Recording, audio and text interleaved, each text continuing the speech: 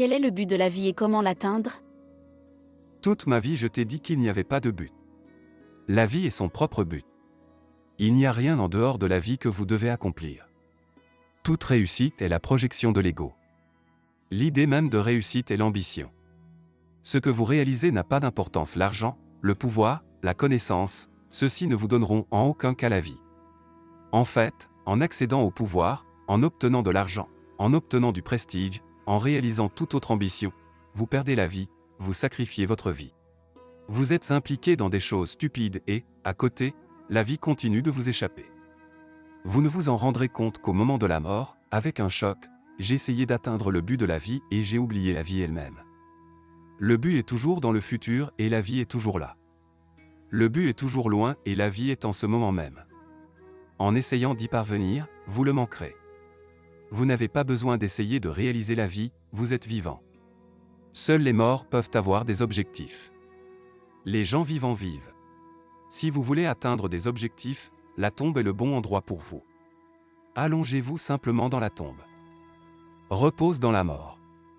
J'ai entendu, un mari bien sûr, un mari piqué, parce que je n'en connais pas d'autre. Tout le monde le comprend, tu veux être un mari, bientôt tu seras un mari piqué, c'est une évolution naturelle. Ce mari picoré est mort. L'épouse lui commanda une belle tombe en marbre et ordonna que son nom soit écrit en lettres d'or avec les mots « Repose en paix ». Mais lorsque le testament du mari fut ouvert, il avait donné tout son argent, ses terres, sa maison, tout à des institutions caritatives. Rien pour la femme. C'était sa vengeance, car un mari ne peut se venger que lorsqu'il est mort. Toute sa vie, la femme l'avait torturé, c'était maintenant son heure. En écoutant le testament, elle se précipita vers l'artisan qui fabriquait la tombe en marbre et lui dit « Il faut que tu ajoutes encore quelques mots. » Il a dit « Mais cela suffit. » Elle a dit non. C'était suffisant avant que je connaisse sa volonté. Maintenant, écrivez, repose en paix jusqu'à ce que je vienne. Vous avez un peu de temps pour vous reposer dans la tombe.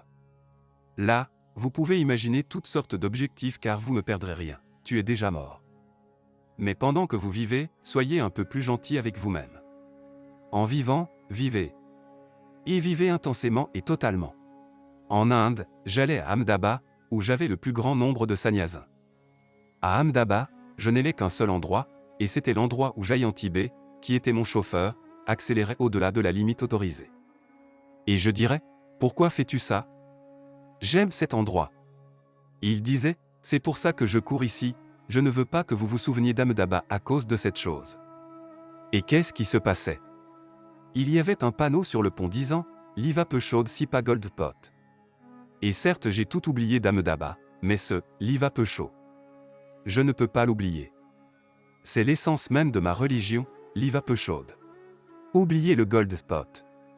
Il n'y a de but nulle part. L'existence ne se dirige pas vers un objectif. Et c'est bien que cela n'avance pas vers un objectif, car si l'objectif est là, tôt ou tard, il sera atteint. Et alors?